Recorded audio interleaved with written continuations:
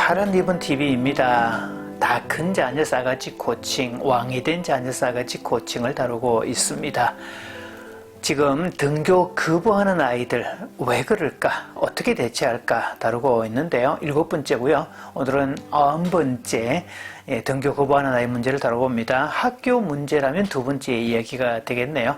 오늘 학교 문제라면 이것은 교과의 문제다.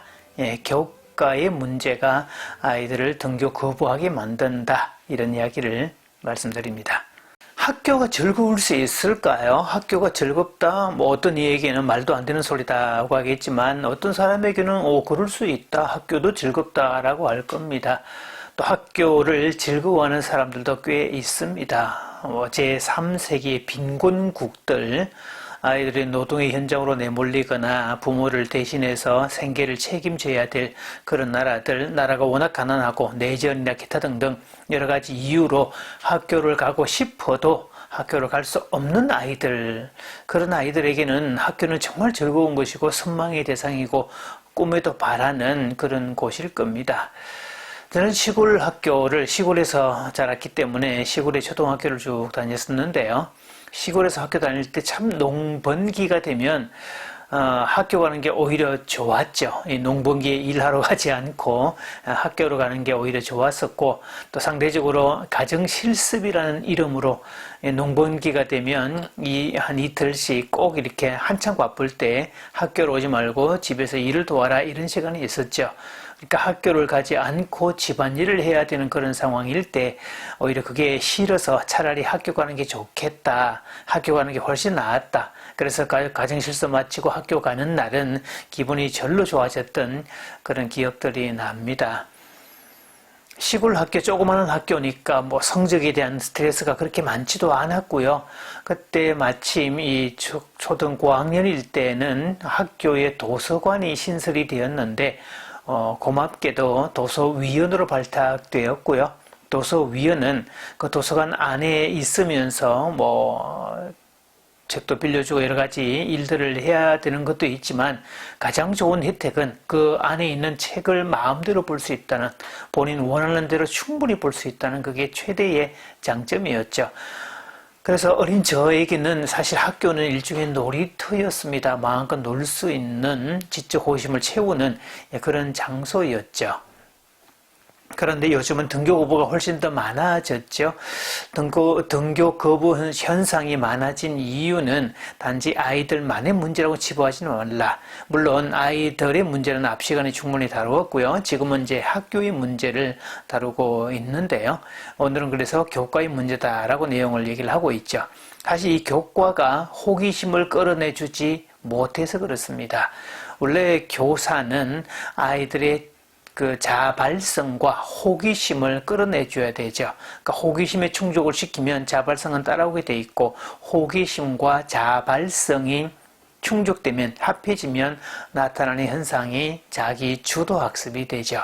그러니까 공부를 좋아서 하고 재밌어 하고 탐구하면서 하고 공부가 선호자극이 되는 그런 상태까지 가는 게 맞는데, 이때 교사의 역할은 촉진자 역할을 해줘야 되겠죠. 본래 학교는 재미가 가득한 곳이었습니다. 본래 학교, 그러니까 요즘 말하는 이 제도화된 교육, 근대화된 학교를 말하는 게 아니라 인류의 역사와 함께 해왔던 오랫동안의 그 학교, 교육에 관한 부분들이었죠.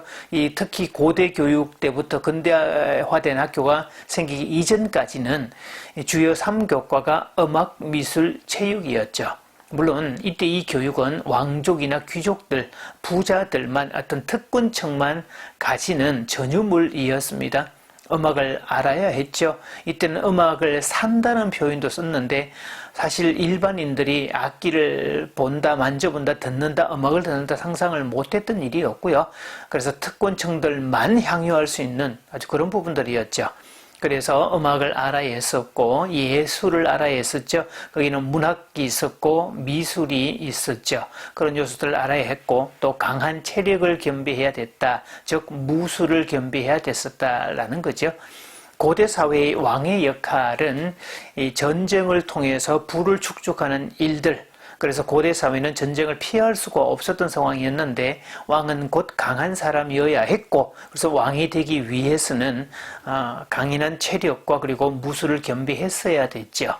또 특권층은 일반 백성들이 그런 교육을 받지 않았으면 좋겠다고 생각을 했다는 거죠. 왜냐하면 백성이 멍청해야, 백성이 우매해야 자기 좌지우지 마음대로 주무를 수 있다는 것도 있었고, 또 백성이 우매해야 자기들의 어떤 권력을, 특권을 계속 유지할 수 있었기 때문입니다. 최근에 통합교과라는 말이 계속 등장되고 있죠. 통합교과, 각 과목을 나누는 것이 아니라 다 서로가 어우러질 수 있고 통합할 수 있는 그런 교과다.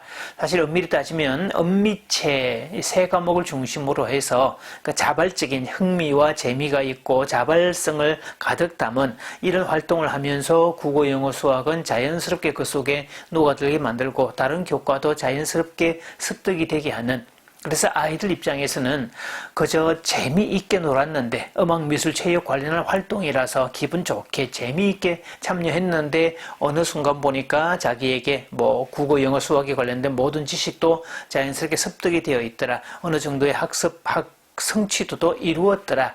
이게 어떤 통합교과의 말이 되겠네요.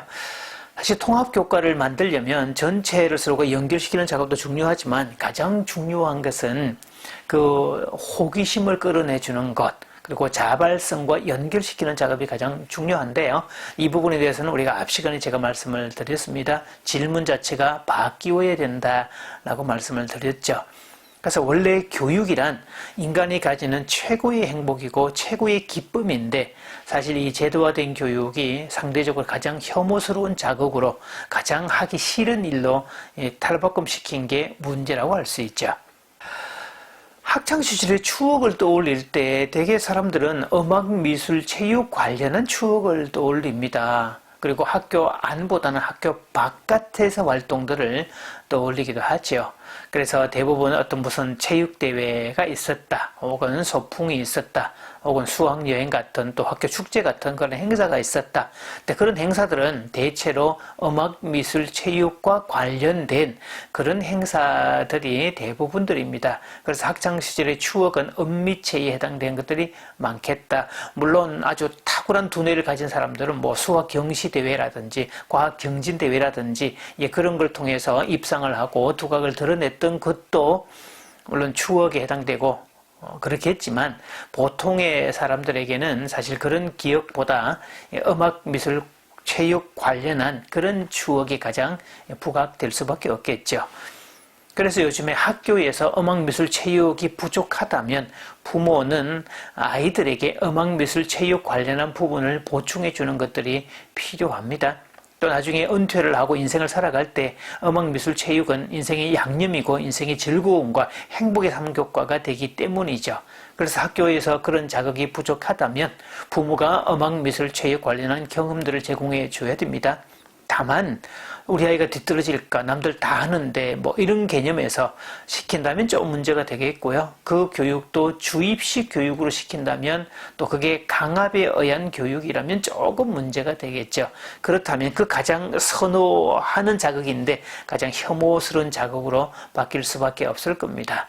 이 선호 자극을 혐오 자극으로 바꾸었다는 것만큼 가슴 아픈 일은 없죠. 어떤 면에서 교육은 혐오스러운 그런 자극들도 선호 자극으로 바꾸는 삶의 태도를 갖게 만드는 일이라고 볼 수 있겠죠. 그래서 아이들의 등교 거부는 단지 아이들만의 문제다 이렇게 단정 짓지 마시고요. 외부 환경의 문제, 그중에 학교의 문제도 있다는 것을 생각을 하고 통합적으로 바라볼 수 있기를 바랍니다.